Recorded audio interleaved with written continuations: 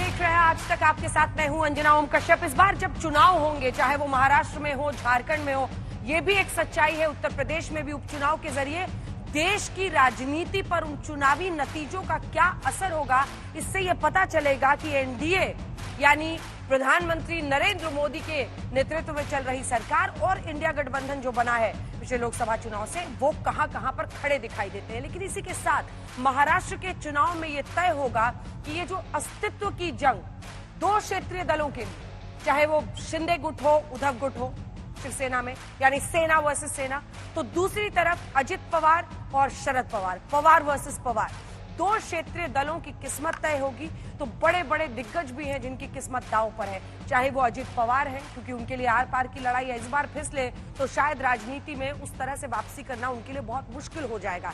एकनाथ शिंदे अलग हुए, क्या खोया क्या पाया, उद्धव ठाकरे कहां खड़े हैं लोगों की नजर में, इन सब पर हम चर्चा करेंगे। और फडणवीस जो कि डेप्यूटी के तौर पर एकनाथ शिंदे के साथ काम कर रहे हैं, उनका राजनीतिक महत्व क्या रह जाता है, लेकिन जाति का कितना असर पड़ेगा, क्या है बड़े मुद्दे महाराष्ट्र में, ये बताने के लिए हमारे साथ कई खास मेहमान आज जुड़ रहे हैं। सबसे पहले आपका परिचय उनसे करा देते हैं कि शहजाद पूनावाला जी राष्ट्रीय प्रवक्ता बीजेपी के हमारे साथ यहाँ पर स्टूडियो में आ गए हैं। हमारे साथ प्रोफेसर संजय कुमार जो कि लोक नीति CSDS के डायरेक्टर हैं, वो यहाँ पर है। सुरेंद्र राजपूत जी प्रवक्ता कांग्रेस पार्टी के बाहर से हमारे साथ जुड़ रहे हैं। हमारे साथ जुड़ रहे हैं आनंद दुबे जी प्रवक्ता शिवसेना UBT गुट के। तो राजू वाघमारे जी हमारे साथ जुड़ रहे हैं जो कि डेप्यूटी लीडर और प्रवक्ता हैं शिवसेना शिंदे गुट के। चलिए सबसे पहले आपको कुछ नंबर्स दिखा देते हैं, जिसके बाद अपनी रिपोर्ट के जरिए हम सुनाएंगे कि क्या कुछ वहां पर चल रहा है, क्योंकि देखिए मुद्दे बहुत सारे हैं। अगर मुंबई में बाबा सिद्दीकी की हत्या लॉ एंड ऑर्डर एक मुद्दा बन रहा है, तो शायना NC के खिलाफ दिया हुआ अरविंद सावंत का बयान भी सियासी मुद्दा बन रहा है। लेकिन इसी के साथ जातीय समीकरण क्या कहते हैं, कुछ नंबर्स के साथ हम आपको बता रहे हैं कौन सी पार्टी कहां पर खड़ी है। तो सबसे पहले दिखा देते हैं महाराष्ट्र का जो जातीय समीकरण है। मराठा लगभग 33%। याद रखिए इसमें जो कुंभी है, कुंभी जो है वो लगभग 8% के आसपास है, वो भी इसमें शामिल करके हम आपको दिखा रहे हैं। और कुंभी समाज जो है वो OBC में आरक्षण लेता है, हा? और OBC जो है वो लगभग 27% है, दलित हैं 12%। अब ये समझिए ये 8% जो कुंभी हैं उनको लेकर भी एक अलग पॉलिटिक्स वहां पर चल रही है, क्योंकि वो OBC में आकर उनको रिजर्वेशन मिलता है। अब OBC वर्सेस मराठा भी काफी हद तक चल रहा है, क्योंकि वहां पर मराठा आरक्षण बड़ा मुद्दा बन रहा है। अब ये कुंभी जो है वो है तो मराठा, लेकिन वो OBC में आरक्षण उनको मिलता है। तो बहुत सारे मुद्दे हैं। ये डायनेमिक्स जो जाति का है वो कैसा असर डालेगा। दलित 12%, मुस्लिम 11%, आदिवासी 9%, अन्य 8%। किसके हिस्से में आई कितनी सीटें, तो इधर बीजेपी अगर सबसे बड़े भाई की भूमिका में दिखाई दे रही है, तो उधर सामने महाविकास अघाड़ी में कांग्रेस पार्टी दिखाई दे रही है। 148 सीटों पर बीजेपी लड़ रही है, शिवसेना शिंदे 80 पर, NCP अजित पवार 53 पर, अन्य दल 6, 1 सीट पर MNS का समर्थन। महाविकास अघाड़ी सेंचुरी पार 102 पर Congress party, Shiv Sena UBT 96, NCP Sharad 86, Samajwadi party 2 और शेतकारी कामगार 2 सीटों पर लड़ रहे हैं। अगला ग्राफिक जल्दी से दिखा दीजिए। महाराष्ट्र विधानसभा चुनाव के हम नतीजे आपको दिखा रहे हैं 2009, 2014 और 2019 के, जिसके जरिए आप समझ पाएंगे कौन सी पार्टी कहां पर खड़ी दिखाई दे रही है। 2009 विधानसभा में देखिए बीजेपी 46, 2014 आते आते 122, लेकिन फिर फिसले 105 पर 2019 में। शिवसेना 44, 63, 56। ये याद रखिए कि शिंदे गुट के अलग होने के बाद ये पहला विधानसभा चुनाव है। ये जब शिवसेना एक थी, जब सेना वर्सेस सेना नहीं था, तब के आंकड़े हैं। कांग्रेस पार्टी 82, 42, 44 गिरते गए लगातार। NCP 62, 41, 54। ये भी नंबर याद रखिए, तब का है जब शरद पवार के नेतृत्व में पूरा NCP एक था। अजित पवार के अलग होने के बाद ये पहला चुनाव है।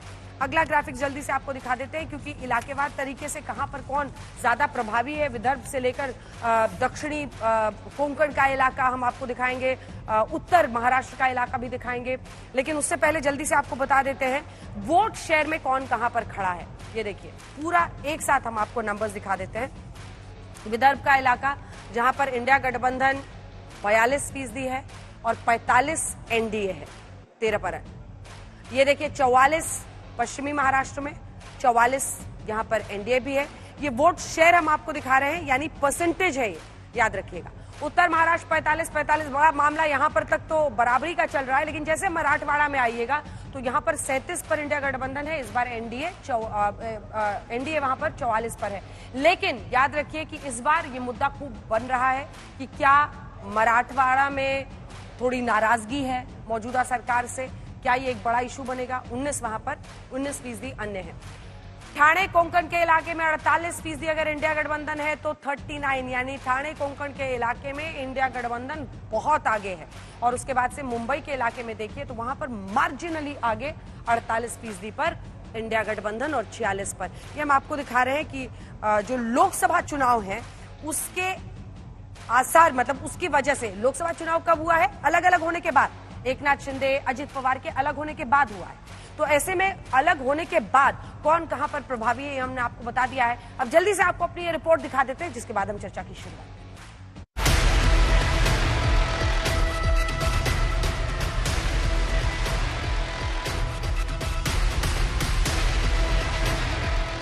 20 नवंबर को महाराष्ट्र की वोट परीक्षा है।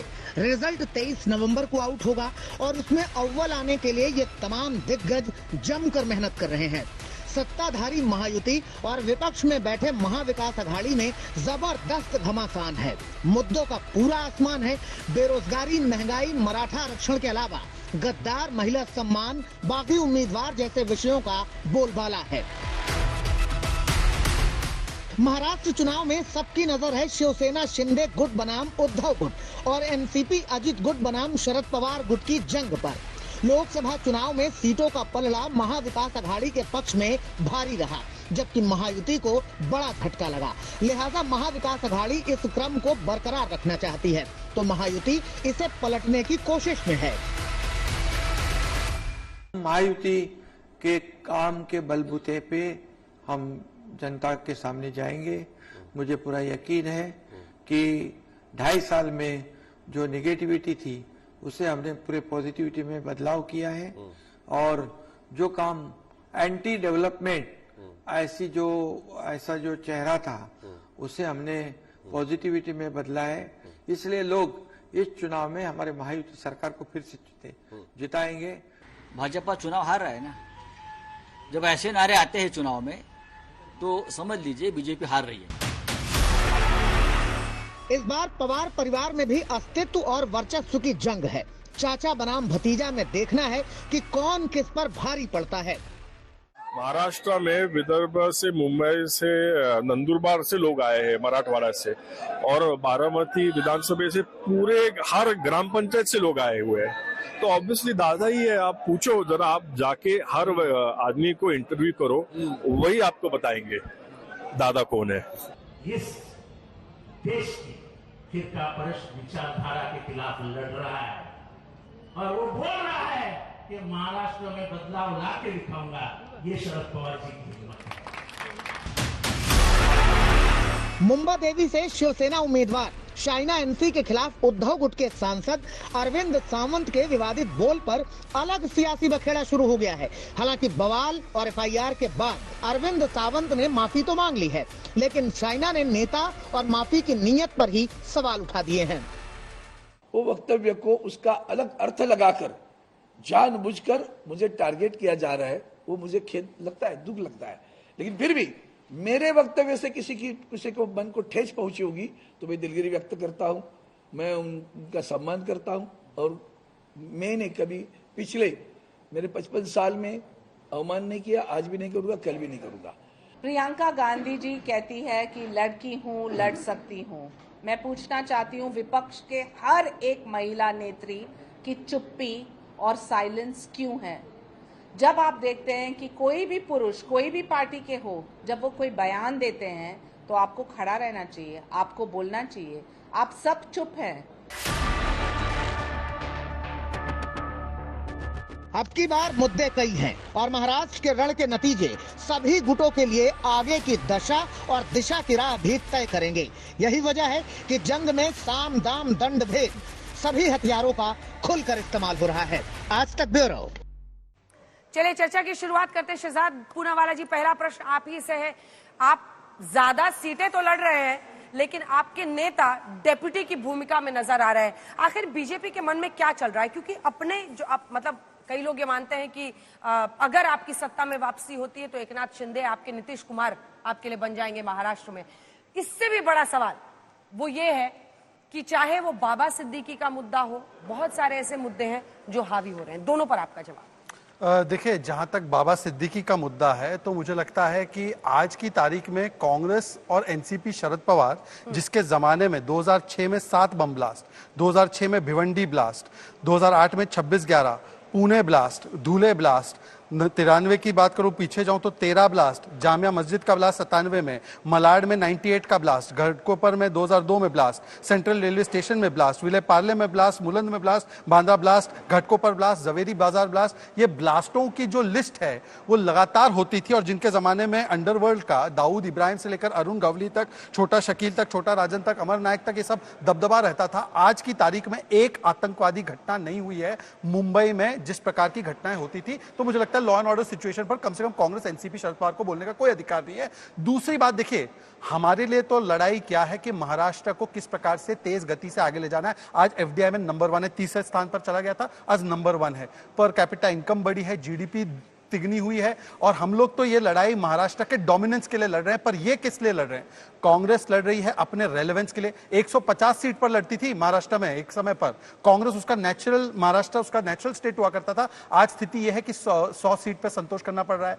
शिवसेना एग्जिस्टेंस के लिए लड़ रही है, उद्धव सेना, और एनसीपी शरद पवार सस्टेनेंस के लिए लड़ रही है कि किसी तरीके से सस्टेन कर जाऊं। तो जो सस्टेनेंस, एग्जिस्टेंस और रेलेवेंस के लिए लड़ रहे हैं वो लोग केवल अपने अपनी लड़ाई में लगे हुए हैं, इसलिए मिशन विशन नहीं है, केवल कंफ्यूजन है। ऐसी कम से कम 16 सीटें हैं अंजना जी, सोलापुर साउथ, मिराज साउथ, परांदा, दिगरास, जिंतूर, धारावी, रामटेक, बाईकला, जहां पर ऑफिशियल कैंडिडेट एक का है पर ऑफिशियल सिंबल पर दूसरी जगह। और आखिरी बात, शिवाजी मानखुर्द, आप बताइए ना, जहां पर नवाब मलिक खड़े हो रहे हैं वहां पर आप लोग चुप हो जाते हैं, बोलते हैं आपस में हो जाएगा। बिल्कुल नहीं, कैसे फॉर्म दे दिया? शिवाजी मानखुर्द में हम लोगों के ऑफिशियल कैंडिडेट सुरेश पाटिल है, हम उनके लिए कैंपेनिंग करेंगे, हम वहां पर बाकी सारे प्रत्याशियों को हराएंगे। हमने नवाब मलिक का तब भी विरोध किया था, पर शिवाजी मानखुर्द से ही पूछिए, समाजवादी पार्टी तो इनके साथ है ना, उसके खिलाफ ऑफिशियल कैंडिडेट यूबीटी सेना का है। और आखिरी बात देखिए, आज इस स्थिति पे आ चुके, सनातन विरोधी बयान तो उन्होंने दिए ही थे, राम मंदिर प्रतिष्ठा, नाच गाना, पर आज महिला विरोधी जो बयान शायना एनसी पर आया है कि उनको इंपोर्टेड माल बोला गया।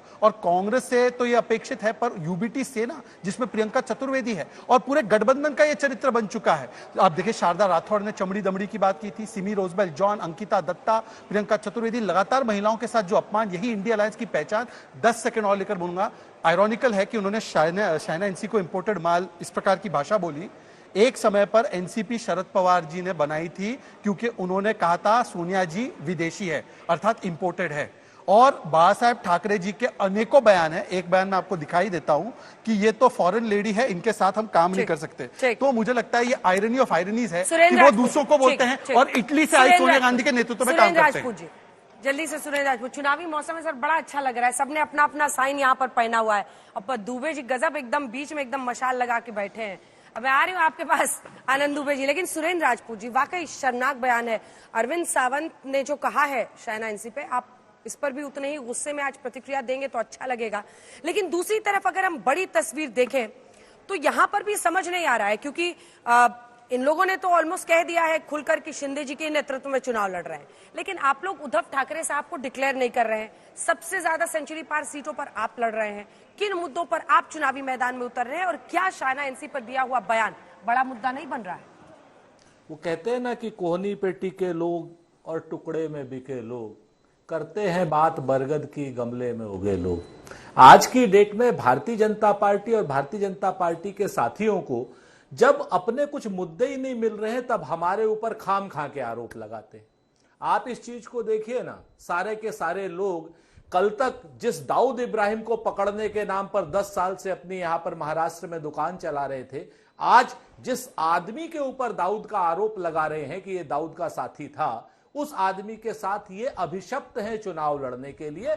टीवी पे कुछ भी कहते रहे, आज अपना टीवी पे कुछ भी कहते रहे, लेकिन आज एनसीपी अजीत पवार के गुट से नवाब मलिक चुनाव लड़ रहे हैं, नंबर 1। और नंबर 2, वो दाऊद इब्राहिम के साथी हैं। ये मैं नहीं कहता, मैं नहीं मानता, लेकिन भारतीय जनता पार्टी कहती है, देवेंद्र फडणवीस कहते हैं, और पूरी की पूरी भारतीय जनता पार्टी ने उनको जेल में रखा, ये उससे वो होता है। तो अपने आप की बात को किस तरीके से डिफाई करते हैं, ये आपके सामने की बात है। कल ये दाऊद इब्राहिम को भी ला करके चुनाव लड़ाएंगे अपनी पार्टी के, हम नहीं लड़ा रहे, हमारे सहयोगी लड़ा रहे। मुंबई को सोमालिया बनाने वाले लोग हमारे समय पे बम ब्लास्टों का उदाहरण दे रहे हैं आपके सामने। अरे भाई हुए ना, हम तो कहते हैं उनको पकड़ा भी गया, हम तो कहते हैं उनको फांसी भी दी गई, सब कुछ हुआ। लेकिन आज की डेट में क्या हो रहा है? आज की डेट में शिवसेना उद्धव ठाकरे के लोगों को शिंदे के लोग मार रहे हैं। आपके भारतीय जनता पार्टी के कॉरपोरेटर को शिंदे गुट का विधायक गोली मार दे रहा है, या वैसा वर्षा और थाने के अंदर मार दे रहा है। मुंबई को सोमालिया तो कभी नहीं बना था, चाहे गैंगवार थी नहीं थी, लेकिन मुंबई इस तरीके से सोमालिया कभी नहीं बना था जैसा सोमालिया इन लोगों ने बना दिया। तीसरी बात जो आपने अभी कही ना कि हम लोग क्या मुद्दे होंगे, तो वहां पर 3 मुद्दे महत्वपूर्ण है, मैं आपको बताऊं। एक, मुंबई हम बिकने नहीं देंगे। मुंबई गुजरात के हाथ में नहीं जाने वाली। गुजरातियों को जिस तरीके, गुजराती बिजनेसमैन का स्वागत है मुंबई में, लेकिन जिस तरीके से सारे रोजगार, आप चाहे हीरे का व्यापार हो, चाहे सेमीकंडक्टर की यूनिट हो, चाहे एयरबस की यूनिट हो, अगर आप महाराष्ट्र के हिस्से की यूनिट्स को गुजरात भेजेंगे तो विरोध होगा। रोजगार को अगर आप गुजरात भेजेंगे और महाराष्ट्रियंस को आप महाराष्ट्र के लोगों को आप बिल्कुल पूरी तरीके से बेरोजगार करेंगे तो विरोध होगा। 1080 एकड़ अगर आप एक उद्योगपति, एक क्रॉनी कैपिटलिस्ट को फ्री में जमीन दे देंगे, फ्री की जमीन, हजारों करोड़ रुपए की जमीन मुंबई की डेवलपमेंट के नाम पर फ्री में अगर दे देंगे तो उसका विरोध होगा। यहां पर मुंबई से लेकर के पूरे महाराष्ट्र में चाहे जर हो, चाहे जमीन हो, चाहे जंगल हो, सारी चीजों को इन्होंने एक संसाधन पर बेच दिया है, और उसके विरोध में महाराष्ट्र विकास अघाड़ी जो है चुनाव लड़ रही है, नंबर 1। और इसके अलावा भी अगर आपको बताऊं अंजना जी, जब वहां पर जो अन्य मैंने मुद्दे, 2 प्रश्न मराठा किए आरक्षण की बात, सुरेन जी, मैंने 2 प्रश्न किए थे, स्पष्टता नहीं, 2 प्रश्न किए थे आपसे जी। नहीं, आपने मेरे से एक तो कहा कि आप लोग किन मुद्दों पर चुनाव लड़ रहे हैं, दूसरा प्रश्न क्या था? उद्धव ठाकरे जी पर एक प्रश्न किया था, उद्धव ठाकरे जी पर एक प्रश्न किया था कि उनका चेहरा क्यों नहीं, और अरविंद सावंत पर भी एक प्रश्न था। इन दोनों का जवाब नहीं मिला जी, छोटा सा जवाब। मैं दोनों चीजें बताता हूं। मैं बिल्कुल पूरी तरीके से महिलाओं के प्रति अपमानजनक कोई भी टिप्पणियों कतई स्वीकार्य नहीं है, कोई भी करे। मैं तो बहुत स्पष्ट रूप से बताऊं कि हम इस तरीके की किसी भी टिप्पणी का ना सहयोग करते हैं ना समर्थन करते हैं। हाँ, उन्होंने जो बात कही अगर उसको संपूर्णता से आप देखें तो आपको ये पता चलेगा कि एक शब्द उन्होंने, माल शब्द बिल्कुल गलत कहा, लेकिन आयातित तो वो ही है, आयातित लोग तो ही हैं जो कहते हैं ना कि पावस देख रही मन कोयल सादत मौन, और अब दादुर वक्ता भयो हमको पूछत कौन। आयातित माल गलत कहना गलत था, उनके खिलाफ FIR हो गई। मुंबई पुलिस को चाहिए कि पूरी तरीके से कार्रवाई करे। और दूसरी बात मैं आपको बता देता हूं, उद्धव ठाकरे जी महाविकास अघाड़ी के बड़े नेताओं में से हैं, पूरी तरीके, जी बिल्कुल बड़े नेताओं में से हैं पूरी तरीके। उद्धव ठाकरे साहब ने स्वयं बयान दिया कि महाराष्ट्र विकास अघाड़ी से मुख्यमंत्री होगा, और वो मुख्यमंत्री किसी भी दल से होगा, इसको लेकर के हम अपना फैसला कर लेंगे। जब हम अपना फैसला कर ले रहे हैं तो उसमें बाकी लोगों को दिक्कत क्या हो रही है, ये मेरी समझ से बाहर। जल्दी दिखाइए, रुक जाए। अच्छा, 2 लाइन का जवाब। देखिए, आयरनी डाइड 1000 टाइम्स कह सकते हैं कि जिनकी खुद की नेत्री इस देश से नहीं है, वो किसी और को, जो महाराष्ट्र में जन्मी है, जो महाराष्ट्र ने शादी की है, उसको इंपोर्टेड या आयातित माल कहने के लिए जस्टिफाई कर रहे हैं। भाई सोनिया गांधी कहां से आई, जरा बता दीजिए। और मुझे लगता है आपने दाऊद की, क्योंकि नहीं बीच में नहीं, मैंने सुरेंद्र राजपूत जी आपके बीच में एक भी शब्द नहीं बोला, आप अपने समय पर बोलिए सुरेंद्र जी।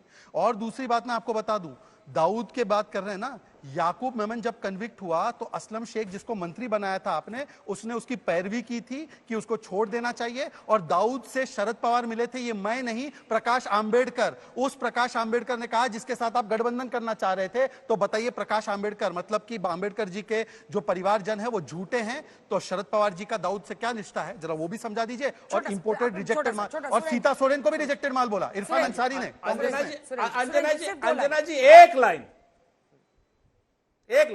जी।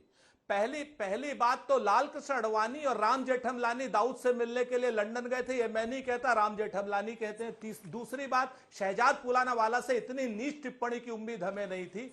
सोनिया गांधी जी विदेश से आकर के हिंदुस्तान ससुराल और महिला की ससुराल उसका घर होती है। ये एक बात सेकंड, अंजना जी से सोनिया बेहतर कोई गांधी नहीं विदेश से आए तो वो ठीक है, और एक चीज अब बीच में नहीं बोली, बीच में ना, मत ना, ना, बोलिए। नहीं, शाहीना इंसी भी महिला है। देखिए, सुरेंद्र राजपूत जी, पहले तो ये आपका लहजा ठीक कीजिए। मैं वो प्रवक्ता नहीं हूं जो आपकी बातों से डर जाएगा। आप अपना लहजा ठीक कीजिए। मी मराठी माणूस आहे, माझ्याशी तुम्ही अशा बोलू नका, समझला ना? जो ऐसे बात नहीं होगी मेरे से। एडवांटेज नहीं स्टूडियो, मैं भी महाराष्ट्र हूँ, मेरे से ऐसी बात नहीं होगी। ये बदतमीजी नहीं, मराठी लोगों से ऐसी बात नहीं होगी। अरे महाराष्ट्र में तो किसी को मारोगे? अरे महाराष्ट्र मारते हैं क्या? ये क्या टिप्पणी है, महाराष्ट्र मारते हैं? ठीक है, ये आप हद में रहिए, हद में आप रहिए और बदतमीजी मत करो, नहीं तो महाराष्ट्र नहीं तुम्हें बताएंगे। एक चीज समझ लो, चलिए महाराष्ट्र में कितने जिले आपको नहीं पता। मुझसे नहीं चलेगी शहजाद, भगोड़े आदमी हो।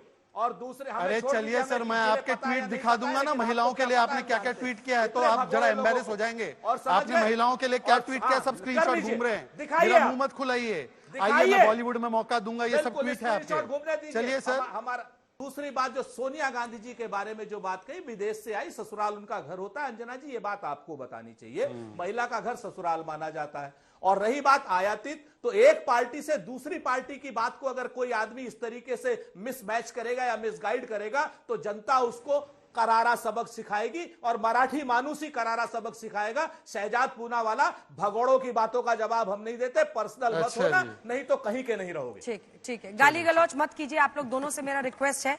लेकिन ये हमेशा मानिए आप, सुरेंद्र जी, मुझे नहीं पता ये थ्योरी आप मानते हो, कई लोग मानते हो, लेकिन ये भी एक सच्चाई है कि एक लड़की का घर, उसका अपना परिवार भी होता है, उसका मायका भी होता है, उसकी ससुराल भी होती है।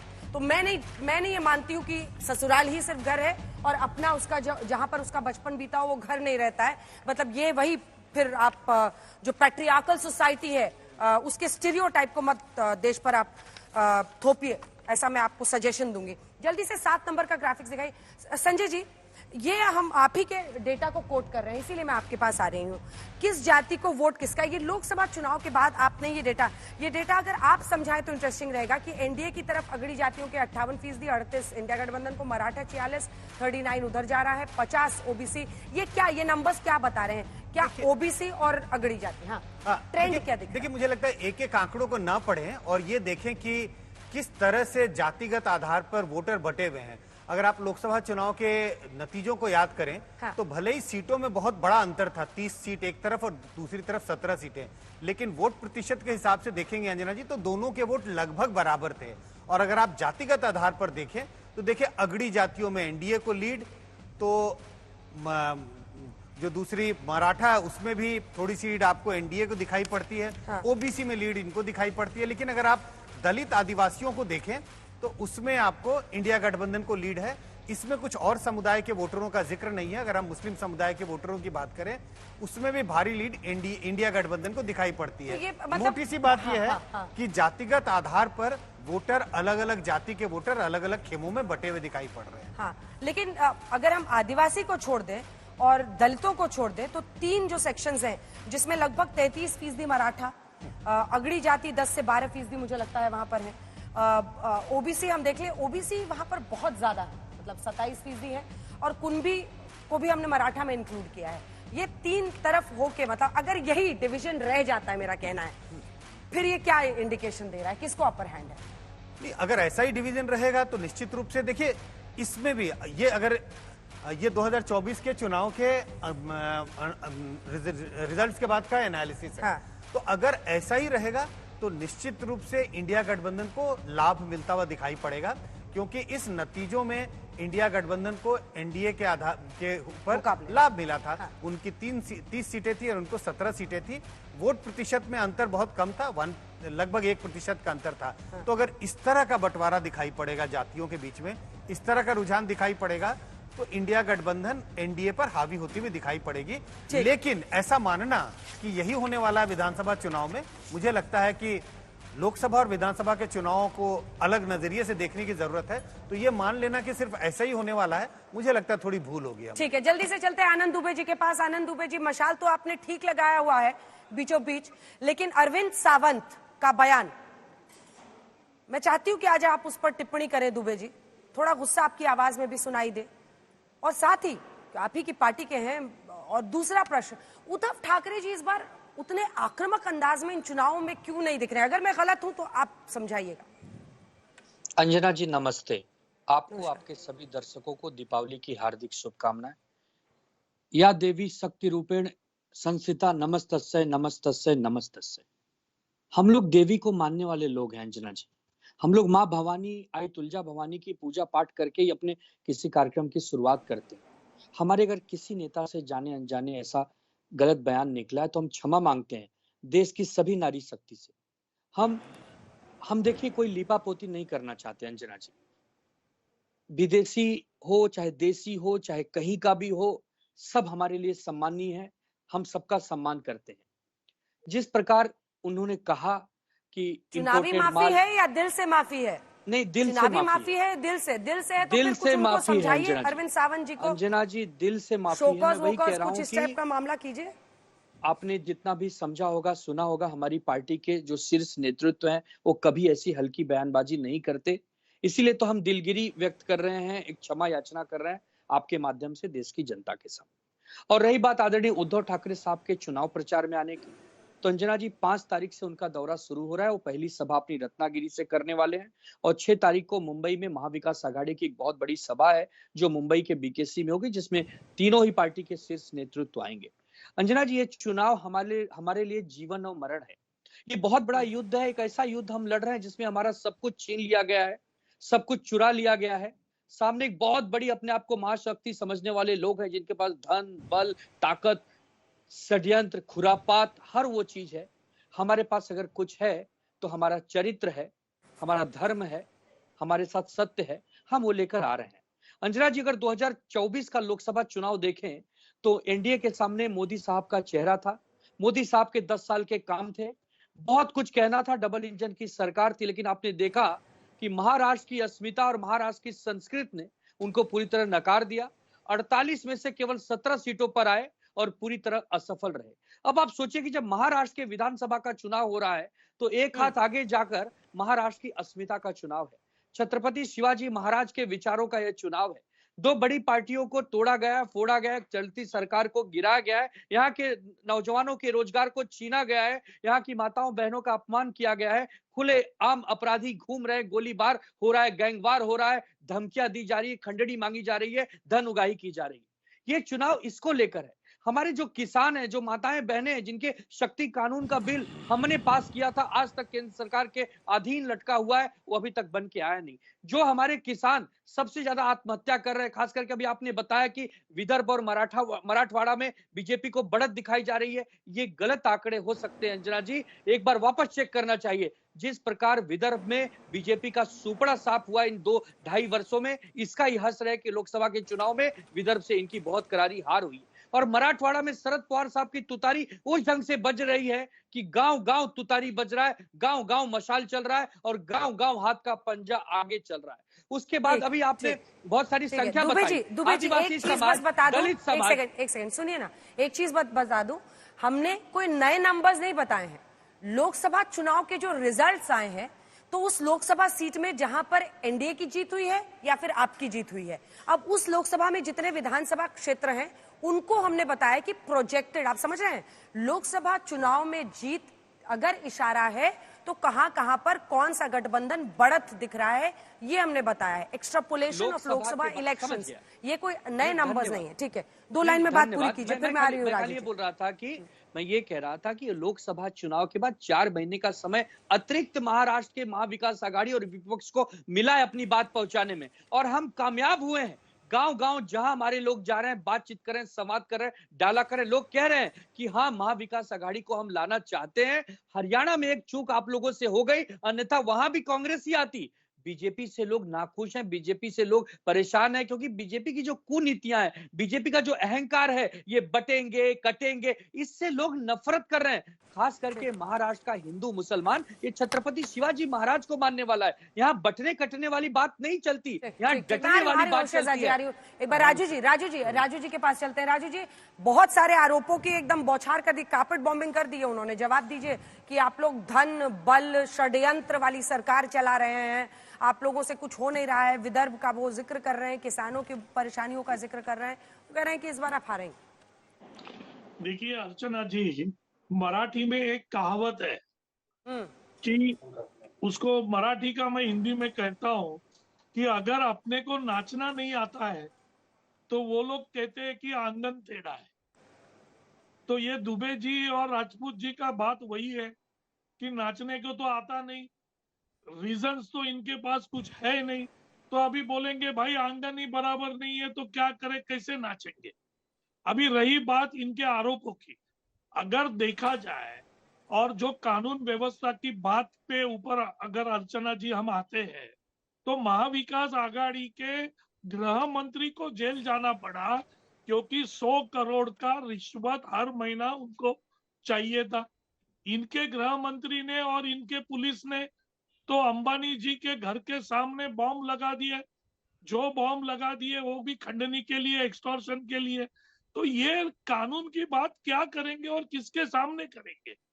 रही बात कि महाराष्ट्र की राजनीति की, तो राजनीति में जब भी हम बात करते हैं तो लोकसभा के जो आंकड़े हैं वो फेक नैरेटिव इतना इन्होंने फैलाने की कोशिश की, उसके वो आंकड़े हैं। अभी वो फेक नैरेटिव रहा नहीं क्योंकि इन्होंने नैरेटिव चलाया था कि संविधान को बदल देंगे। अभी संविधान को बदलने का तो नाम ही नहीं आने वाला है। सब दलितों को, आदिवासियों को मालूम गिरा कि ये तो फेक नैरेटिव है, ना संविधान बदलेगा। हमारे मुख्यमंत्री आदरणीय एकनाथ राव जी शिंदे साहब बोल रहे हैं, हर इसमें बोल रहे हैं कि जब तक सूरज चांद रहेगा बाबा का संविधान इस देश में रहेगा। तो संविधान बदलने का तो कुछ नाम ही नहीं। रही बात, इन्होंने मुस्लिम समाज को बोला था कि भाई अगर बीजेपी सत्ता में आती है तो आप लोगों को तो घर से बाहर निकलना मुश्किल हो जाएगा, आपके ऊपर लाले पड़ जाएंगे। इसीलिए वो समाज को पोलराइजेशन करके और दलित और आदिवासियों को पोलराइजेशन करके इन्होंने वोट मांगे थे। आज महाराष्ट्र की जनता को ये मालूम हो गया है कि संविधान बदलने का तो छोड़ो, हमारे मुख्यमंत्री हर तालुका में संविधान भवन बना रहे ताकि ये पता चले कि संविधान की कथा क्या है। रही बात जो आंकड़े आपने दिखाए, उस आंकड़ों की अगर बात की जाए तो मैं इतना साफ साफ कहता हूं कि इतना फेक नैरेटिव के बाद भी खाली 1.5% का फर्क था। अभी विधानसभा में ये सब फेक नैरेटिव हमने पूरी तरह जमीन में गाड़ दी। ठीक है, मैं लौट रही हूँ आपके पास। संजय जी, एक प्रश्न मेरा जल्दी से आपसे है, अगर ये शिंदे वर्सेस उद्धव यानी सेना वर्सेस सेना की लड़ाई है, अगर ये अजित पवार और शरद पवार की लड़ाई है, ये लोकसभा चुनाव ने क्या कहा? क्योंकि देखिए अब ये कहते हैं शिंदे साहब कि हमारा स्ट्राइक रेट बेटर है, हमने 15 सीटें लड़ी, हम 7 पर जीते। वो कहते हैं कि हमने 9 सीटें जीती है, स्ट्राइक रेट लेकिन शिंदे साहब का बेटर है। लेकिन क्या ये सच नहीं है कि जो इमोशनल दाव एक था कि हमारे साथ धोखा किया, हमारी पार्टी को तोड़ा, वो मतलब एक तरफा नहीं गया उद्धव की तरफ? नहीं, मुझे नहीं लगता कि एक तरफा गया। पहला मुझे लग रहा, या कई लोगों को ऐसा लग रहा था कि कौन सी असली शिवसेना और कौन सी एनसीपी असली है।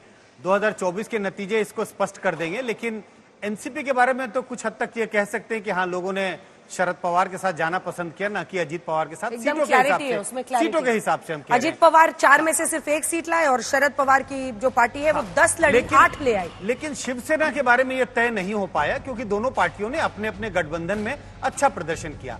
अब सवाल यह हो गया है कि विधानसभा के चुनाव है और लोगों को लग रहा है और दोनों पार्टी के धड़ों को भी लग रहा है, इसमें यह बात तय हो जाएगी कि असली शिवसेना कौन सी है। लोगों के नजरिए से लोगों ने किसको एक्सेप्ट किया, किसको रिजेक्ट किया। इतनी बातें जो आपने सब नेताओं की सुनी, आपकी नजर में कौन सा मुद्दा चलेगा? देखिए, संविधान वाले मुद्दे के बाद तो अब बहुत पानी बह चुका है। उसके बाद देखिए, राजू वाघमेरे कह रहे हैं कि ये मुद्दा नहीं है, लेकिन बार बार उन्होंने कितनी बार इसका जिक्र किया कि हमने संविधान क्या बनाया, उसकी चर्चा की जा रही है। बार बार ये कह रहे हैं कि ये जनता को ठगा नहीं जा सकता इस मुद्दे से, लेकिन बार बार उन्होंने इस बात का जिक्र किया कि हम कैसे इस बात को, इस संदेश को ले जा रहे हैं।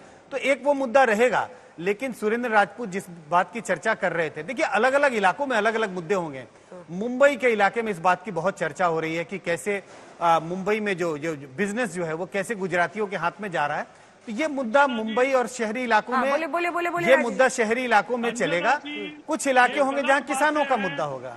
ये नया फेक नैरेटिव ये जो कांग्रेस और शिवसेना उभाटा लेके आ रही है, ये नया नैरेटिव है कि ये उद्योग धंधे सब गुजरात में गए।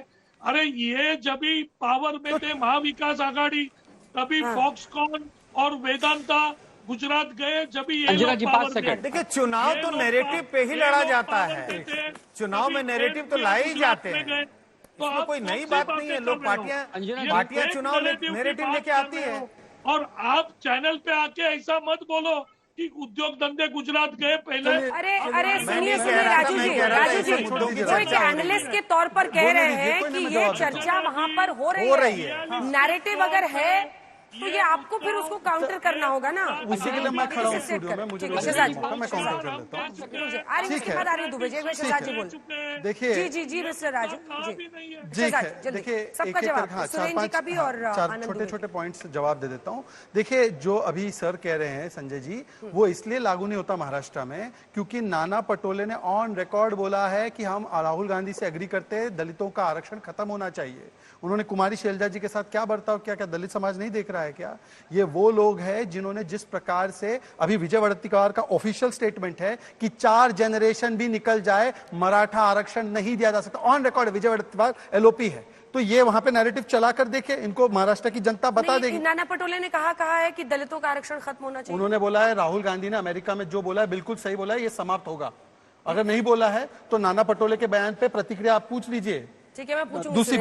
दूसरी बात अभी क्या सुंदर बात की आनंद दुबे जी ने, ये चरित्र का चुनाव है, सत्य का चुनाव है। अंजना जी, ये महाराष्ट्र की अस्मिता का चुनाव है, ये शिवाजी छत्रपति महाराज के विचारों का चुनाव है। साहब, ओस्मानाबाद औरंगाबाद का नाम बदला गया और उनको शिवाजी महाराज के उनके नाम और लेगेसी पर रखा गया, उसके साथ खड़े हैं या उनके विरोध करने वाले लोगों के साथ बैठे हैं? सावरकर जी को जो कहते हैं कायर डरपोक, उनके साथ बैठकर आप महाराष्ट्र की अस्मिता की बात कर रहे हैं। दूसरी बात, आपने कहा कि देवी को हम लोग याद करते हैं, देवी को मानने वाले सनातन समाप्ति वाली ब्रिगेड है, राम मंदिर के प्राण प्रतिष्ठा को नाच गाना बोलने वाली ब्रिगेड है। चरित्र है ना आपका। और सर आपके भी सवाल का जवाब इसमें आएगा। ये मैडम पढ़िएगा, ठाकरे, बाला साहब ठाकरे जी का मैं 2010 का आर्टिकल पढ़ रहा हूं। बाल Thackeray opposes caste based census. अब मुझे बता दे आनंद दुबे जी, क्या बाला साहब ठाकरे की बात पर अडिग है या कांग्रेस वालों के साथ है? तीसरी और आखिरी बात, क्योंकि एक बात निकली थी महिलाओं के विषय में, उन्होंने कहा कि मैं क्षमा मांगता हूं, आनंद जी ने बोला, अच्छी बात है, पर आनंद जी सबसे पहले सोनिया गांधी को इंपोर्टेड मैंने नहीं बोला, बाला साहेब ठाकरे ने, और उसके बाद शरद पवार ने, और शरद पवार जी ने पार्टी बनाने के बाद सरकार में तब जब भी वो उसको रेस करते थे तो एक बार कांग्रेस ने उनको बोला कि कब तक हमारी सोनिया जी को विदेशी महिला बोलोगे, तो उन्होंने वो विदेशी है तो विदेशी ही बोलूंगा। अब मुझे बताइए क्या उनको माफी मांगनी चाहिए क्या? और सुरेंद्र राजपूत जी, आपकी तो पार्टी ने तो सीता सोरेन को भी नहीं बख्शा, उनको रिजेक्टेड मार, एक आदिवासी महिला को राष्ट्रपत्नी कहा आपने, आदिवासी राष्ट्रपति को, तो आपसे तो यही एक्सपेक्टेड है। ठीक है सुरेंद्र जी, 3-4 चीजें हैं। पहली चीज तो मैं कैटेगोरिकली डिनाई करता हूं, राहुल गांधी जी ने कभी भी दलितों का आरक्षण समाप्त करने की बात नहीं की। भारतीय जनता पार्टी के लोग राहुल गांधी जी से डर गए हैं, हमारी संविधान बचाओ नीति से डर गए हैं, और ये जो संविधान चेंज करना चाहते थे, इनको जनता ने जो करारा तमाचा मारा, सिर्फ 240 पर रख दिया, उससे डर गए हैं। तो आज की डेट में ये लोग फेक नैरेटिव की बात कर रहे हैं, बहुत साफ सी बात है। इस चीज को लेकर के हम बिल्कुल वो नहीं। राजू भाई ने एक बात कही कि साहब वो हर महीने 100 करोड़ 200 करोड़ जो भी वो कह रहे, राजू भाई, एकनाथ शिंदे साहब और आप उसी पार्टी में थे।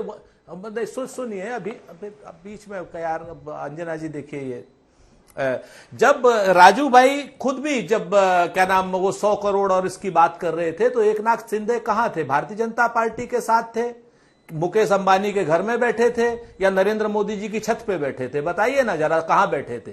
वो उसी मंत्रिमंडल में बैठे थे। तो क्या मतलब वो 100 करोड़ रुपया खुद ले रहे थे? वो इस चीज की, इस तरीके की बातें मत कीजिए, जबकि चूंकि आप सरकार के, उस सरकार के भी अंग थे। आप इस चीज को जान लीजिए। कहते हैं ना कि जब कश्ती साबित हो सालिम थी, साहिल की तमन्ना किसको थी? और अब ऐसी शिकस्ता कश्ती में एक साहिल की तमन्ना कौन करे? और शिवाजी मराठा की और शिवाजी राजे की मूर्तियों में भ्रष्टाचार करने वाले, करोड़ों रुपया खाने वाले लोग, 100 करोड़ रुपए की मूर्ति आपने बनाई और उसके बाद वो 8 महीने में गिर गई, और आपसे बड़ा भ्रष्टाचारी कोई नहीं है। और रही बात जो आपने गुजरात की बात कही, जो पुरानी क्या नाम चीजें हैं, आप वेदांता की बात करके, क्या आप हीरे के जो व्यापार है गुजरात चला गया? सेमीकंडक्टर यूनिट गुजरात चली गई। आज की डेट में बाकी सारी चीजें आप गुजरात भेजने की बात कर रहे हैं, तो क्या नाम, ये एयरबस का वो गुजरात चला गया, इनको आप सही साबित करना चाहते हैं क्या कि पुरानी बातों को याद करके आप इनको सही साबित करना चाहते हैं?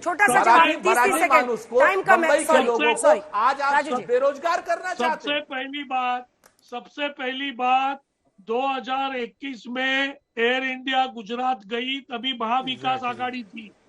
फॉक्सकॉन वेदांता जाने के पहले महाविकास आघाड़ी महाराष्ट्र में थी। तो ये लोग जो बोल रहे हैं ये सरासर गलत बात है, और ये गलत बात का फेक नैरेटिव अभी ये उद्योग धंधे के ऊपर आ गए कि सब उद्योग धंधे वहां जा रहे हैं। अरे भाई, महाराष्ट्र में है। और रही बात जो हीरा व्यापार की बात कर रहे हैं, मैं खुद कांग्रेस का प्रवक्ता रह चुका हूं।